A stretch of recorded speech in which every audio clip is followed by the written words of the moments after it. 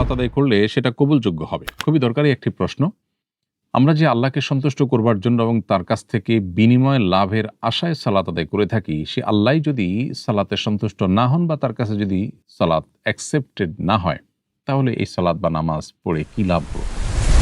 কারোর কাছে কোনো দরখাস্ত পেশ করার পর সেই দরখাস্ত যদি তিনি রিজেক্ট করেন, অ্যাপ্রুভ না করেন, তাহলে সেটা যেরকম অর্থহীন হলো, কোনো সালাত আল্লাহর কাছে যদি কবুলযোগ্য না হয়, তাহলে সেই সালাতটা অনেকটা সেরকম হয়ে গেল।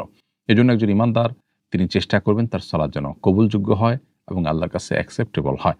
যদিও কোন সালাত আল্লাহ তাআলা কবুল করেছেন, কোনটা করেননি আমরা জানি না, এজন্য আমরা সালাত আদায় করে যাব এবং যথাযথভাবে সালাত আদায়ের জন্য সচেষ্ট থাকব।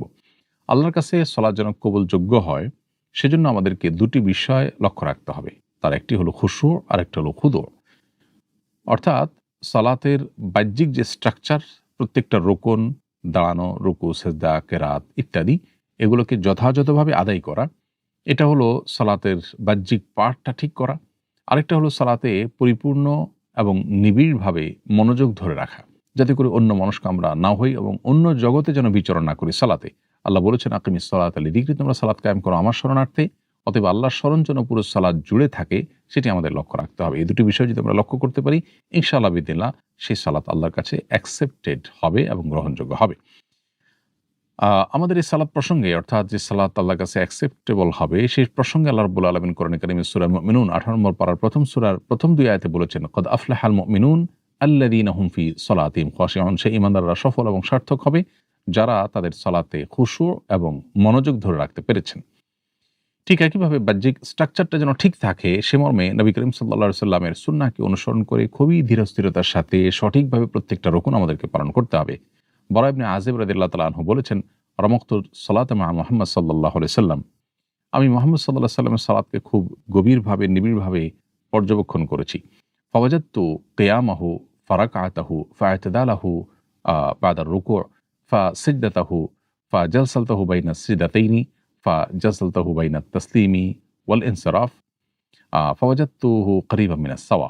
অর্থাৎ আমি নবী করিম সাল্লাল্লাহু আলাইহি সাল্লামের সালাতকে পর্যবেক্ষণ করার পর দেখলাম তার দাঁড়ানো, তার রুকু থেকে উঠা, সিজদা যাওয়া, সিজদা থেকে উঠে বসা, আবার সিজদা করা, আবার সিজদা থেকে উঠে বসা সালাম ফেরানো আগ পর্যন্ত, এর সবগুলো কর্মকাণ্ডই একটা আরেকটার প্রায় কাছাকাছি ডিউরেশন ছিল। অর্থাৎ এমন না যে একটা অনেক দীর্ঘ সময় ধরে করেছেন, আরেকটা অনেক তাড়াহুড়া করে করেছেন, এমন হয়নি। বরং একটা ব্যালেন্স ছিল।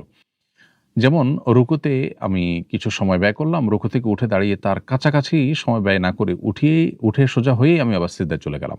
তো এমনটি নবী সাল্লাল্লাহু আলাইহি ওয়াসাল্লাম করতেন না, বরং রুকুতে যতটুকু সময় থাকতেন রুকু থেকে উঠে তার কাছাকাছি সময় তিনি ব্যয় করতেন। সিজদায় যত সময় ব্যয় করতেন সিজদা থেকে উঠে তার কাছাকাছি সময় তিনি ব্যয় করতেন। ঠিক একই রকমের আমল নবী করিম সাল্লাল্লাহু আলাইহি ওয়াসাল্লাম থেকে আমরা আরও জানতে পারি। আনাস রাদিয়াল্লাহু তাআলা থেকে বর্ণিত আরেকটি হাদিসে আনাস রাদিয়াল্লাহু তাআলা বলেছেন, ইন্নী লা আলু আন উসাল্লিয়া বিকুম কামা রাআইতুন নাবিয়্য সাল্লাল্লাহু আলাইহি ওয়াসাল্লাম ইউসাল্লি বিনা। নবী সাল্লাল্লাহু আলাইহি ওয়াসাল্লাম আমাদেরকে যেভাবে সালাতের ইমামতি করতেন বা আমাদের সাথে যেভাবে সালাত আদায় করতেন, ঠিক সেভাবে সালাত আদায় করে দেখাতে তোমাদেরকে আমি কোনো ত্রুটি করব না। এরপর তিনি সালাত আদায় করলেন। তার সেই সালাত দেখে বর্ণনাকারী সাবিত বললেন, তার সালাতে একটা বিষয় লক্ষ্য করলাম যেটা সচরাচর কেউ করে না। সেটা হলো তিনি রুকু থেকে উঠে এত সময় অপেক্ষা করলেন যে তার অপেক্ষা দীর্ঘ সময় ধরে অপেক্ষা করা দেখে, রুকু থেকে উঠে দীর্ঘ সময় দাঁড়িয়ে থাকা দেখে যে কারোর মনে হতে পারে যে তিনি বোধহয় রুকু করতে, সিজদা করতে ভুলে গেছেন। ঠিক একইভাবে একটি সিজদা করে উঠে অপর সিজদার মাঝে যে বৈঠকটা আছে, অপেক্ষা আছে, সেখানে তিনি এত সময় অপেক্ষা করতেন যে দ্বিতীয় আরেকটা সিজদা যে করতে হবে তিনি যেন ভুলে গেছেন যে কোনো ব্যক্তি দেখে এমনটি মনে করবে। এত সময় ধরে তিনি অপেক্ষা করতেন। তাহলে এই হাদিসে স্পষ্টত আমরা লক্ষ্য করলাম যে রুকু থেকে উঠে আজকাল যে তাড়াহুড়া করে আমরা দাঁড়িয়েই আবার সিজদায় চলে যাই, অনেক সময় সোজাও হয় না ঠিকমতো, দুই সিজদার মধ্যবর্তী সময়ে একই রকম আমরা খুব একটা সময় দেই না।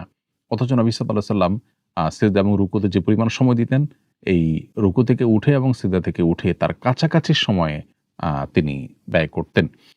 তো এইজন্য এভাবে যদি ধীরস্থিরতার সাথে সালাত আদায় করি, বিশেষ করে মানুষ যে বিষয়গুলোতে অন্যমনস্ক থাকে, অমনোযোগী থাকে, অবহেলা করে, সেগুলোকে বিশেষভাবে যে আমরা যত্ন নেই, আশা করা যায় সেই সালাত আল্লাহর কাছে গ্রহণযোগ্য হবে। নবী করিম সাল্লাল্লাহু আলাইহি ওয়াসাল্লাম বিভিন্ন হাদিসে আমাদেরকে উৎসাহ দিয়েছেন সালাতের জন্য আমরা যেন উত্তম রূপে ওযু করি এবং উত্তম রূপে রুকু সিজদা যথাযথভাবে করি, তাড়াহুড়ো না করি। তাহলে সেক্ষেত্রে সেটি জান্নাতে যাওয়ার কারণ হবে, সেটা জাহান্নাম থেকে মুক্তির কারণ হবে। এবং বহু হাদিস কিন্তু বর্ণিত হয়েছে।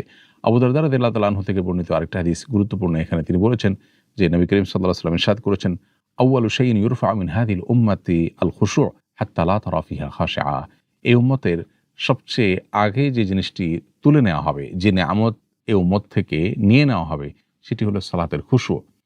এমন পরিস্থিতি হবে যে পুরো সমাজে বা পুরো মসজিদে, পুরো জামাতে একজন মানুষকেও খুশুর সাথে সালাত আদায়কারী তুমি দেখতে পাবে না। এজন্য আমাদের সালাত যেন আল্লাহর কাছে গ্রহণযোগ্য হয়, তার জন্য সালাতের খুশু মনোযোগ ধরে রাখা দরকার। মনোযোগ শতভাগ ধরে রাখতে না পারলেও আমাদের যেন ধীরস্থিরতা এবং সালাতের বাহ্যিক যে স্ট্রাকচার সেটা যেন ঠিক থাকে এবং তাড়াহুড়া যেন আমরা না করি, সেদিকটা বিশেষভাবে খেয়াল করতে হবে। আজকাল বিশেষ করে রুকু থেকে উঠে একটু অপেক্ষা করা এবং দুঃস্থদের মধ্যবর্তী সময় অপেক্ষা করা, এখানে গাফিলতি দেখা যায় ব্যাপক এবং তাড়াহুড়া করে সালাত আদায় করার প্রবণতা অনেক বেশি দেখা যায়। এই জায়গাটাতে আমাদের সংশোধনী আনলে আশা করা যায় আল্লাহর কাছে সালাত অ্যাকসেপ্টেবল হবে এবং এই সালাত আমাদেরকে অন্যান্য অনাচার থেকেও বিরত রাখবে ইনশাআল্লাহ তাআলা। কারণ নবী করিম সাল্লাল্লাহু আলাইহি ওয়াসাল্লাম বলেছেন, আউয়ালু মা ইউহাসাবু বিল আবদু ইয়াউমাল কিয়ামাতি আস-সালাহ। কিয়ামতের ময়দানে সর্বপ্রথম নামাজের হিসাব নেওয়া হবে। যে ব্যক্তির নামাজের হিসাব সঠিকভাবে সে দিতে পারবে, ফা ইন সালুহাত, নামাজের হিসাব যদি ঠিকমতো দিতে পারে এবং ঠিকঠাক হয়, তাহলে ফাকাদ আফলাহা ওয়া আনজাহ, সে সফল হবে। ওয়া ইন ফাসাদাত, আর যদি কারণ নামাজের হিসাব এটা সঠিকভাবে দিতে না পারে বরং নামাজ যাতে নষ্ট হয়ে যায় এবং তার হিসাবে যদি ভেজাল ধরা পড়ে, তাহলে ফাকাদ খাবা ওয়া খাসির, তাহলে সে লুজার হয়ে যাবে। অন্যান্য হিসাবগুলো তার জন্য কঠিন হবে। যেন নামাজটাকে সুন্দর এবং আল্লাহর কাছে অ্যাকসেপ্টেবল করার সর্বাত্মক চেষ্টা আমাদের থাকতে হবে। আল্লাহ আমাদের সবাইকে সেই তৌফিক দান করুন।